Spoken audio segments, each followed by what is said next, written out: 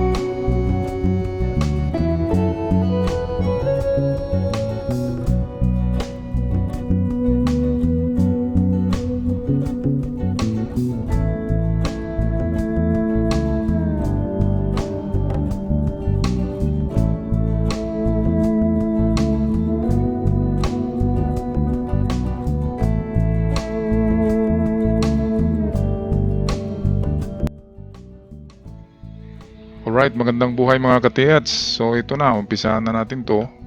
Ito yung sinasabi ko na triangulation.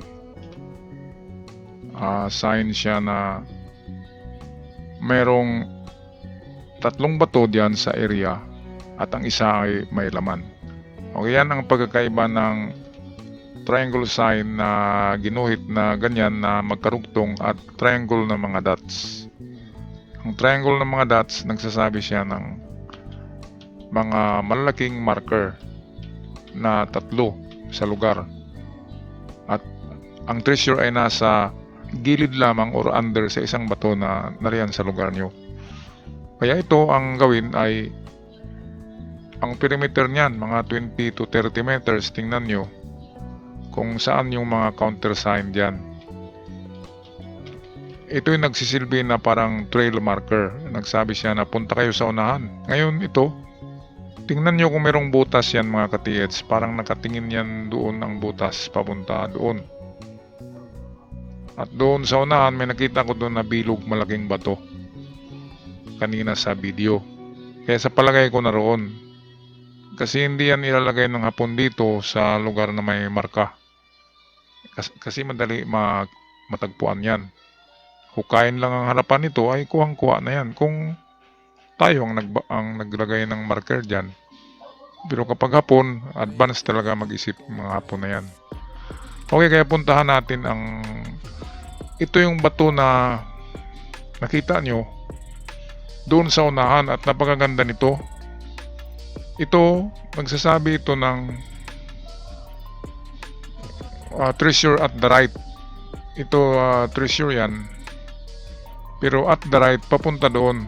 At kung nakita nyo kanina, pag lumiko tayo sa bato, paliko yan, nakamarka yan paliko, di ba? Tapos ito, mga guide yan nagsabi na under. Meron pa isa dito yan, under. And then pag liko natin dyan, dito mismo yan. Pag liko natin, makita natin yung parang bibig.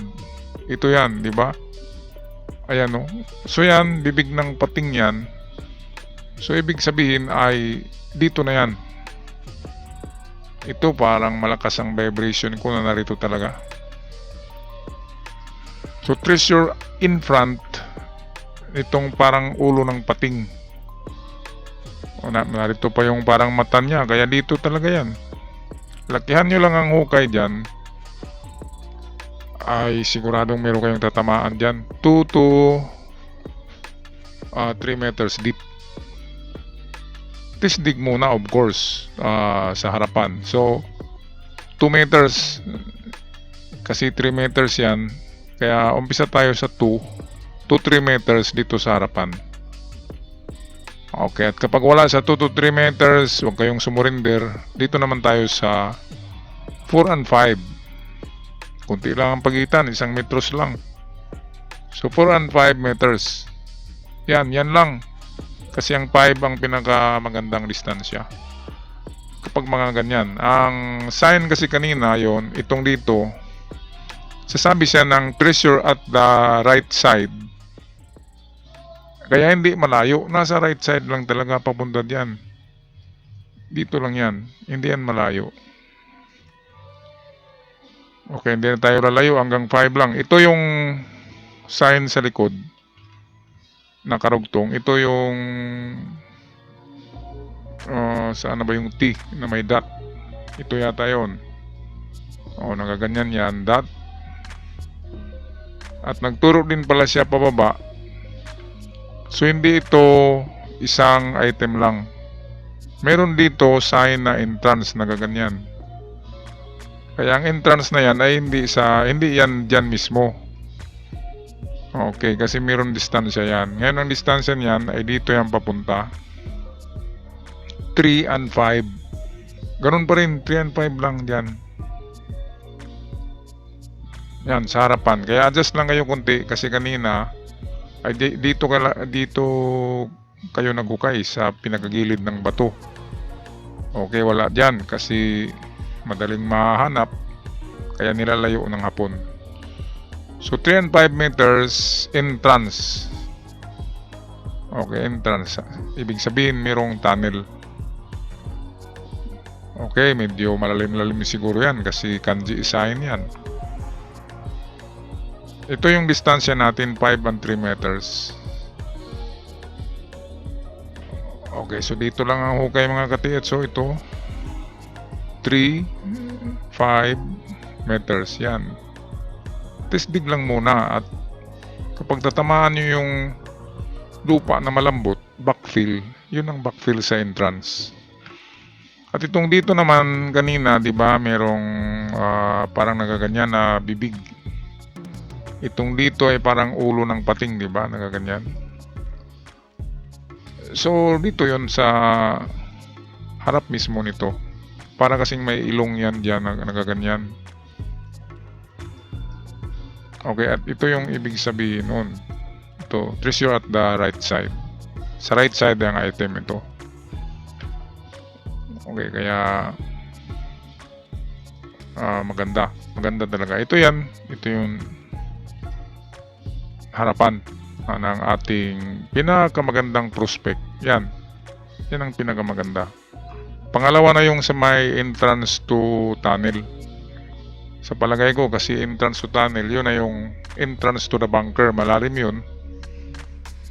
Kaya ito na lang muna ang unahin nyo ito. Yan. Sa kanyang harapan.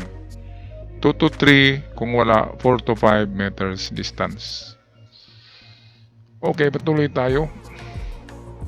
Ito yung doorway or entrance sa kanji. Ang big ay merong ganyan. So yan ay doorway entrance. So dito kayo nagukay mismo. Ngayon wala dyan kasi may distansya talaga pag magbaon ng hapon, lalo na kapag malaking item. Yung mga narinig nyo na nahukay lang sa mga gilid ng bato, hindi yun Yamashita Treasures. Yun ay ibinaon ng isang sundalo na tiwalag, iskalawag. Ganyan, yung nakanakaw siya, and then ibinaon niya ng sarili niya, mag-isa. Yun yung mga sinuksok lang sa mga gilid ng bato. At mababaw lang kasi siya lang mag-isa nagukay.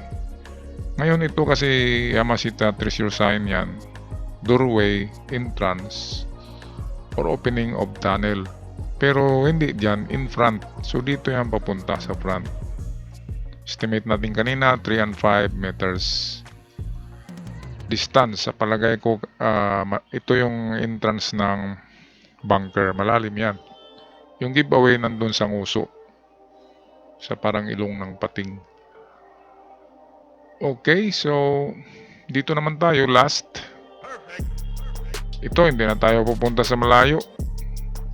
Kapag ganyan, yan, kapag bilog, na mayroong bilog sa gitna, katulad niyan, treasure in the center na yan, or treasure under.